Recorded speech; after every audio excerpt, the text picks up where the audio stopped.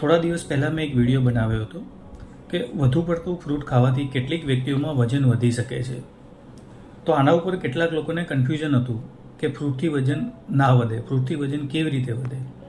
તો આ બાબતને હું તમને સાયન્ટિફિકલી સમજાવું કે જે લોકોનું લીવર ફંક્શન વીક છે તેઓ જ્યારે વધુ પડતા ફ્રૂટનો ઉપયોગ કરે છે ત્યારે જે ફ્રૂટની અંદર ફ્રુક્ટોઝ રહેલું હોય છે તેમનું લીવર ફંક્શન વીક હોવાથી પ્રોપર પાચન થતું નથી. અને જ્યારે ફ્રુક્ટોઝનું પ્રોપર પાચન ના થાય ત્યારે તેમાંથી યુરિક એસિડનું પ્રમાણ વધતું હોય છે.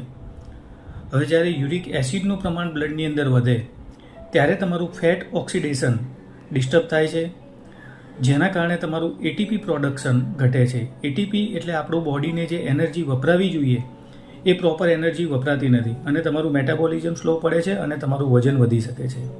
બીજું કે જે લોકોનું શુગર ફંક્શન વીક છે તેઓ જ્યારે વધુ પડતા ફ્રૂટનો ઉપયોગ કરે છે ત્યારે તેમનામાં લેપ્ટિન રેઝિસ્ટન્સ થાય છે.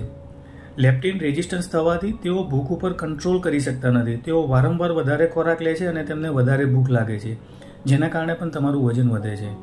આમ જે લોકોનું શુગર ફંક્શન અને લીવર ફંક્શન વીક છે તેઓ જ્યારે વધુ પડતા ફ્રૂટનો ઉપયોગ કરે ત્યારે તેમનું વજન વધી શકે છે.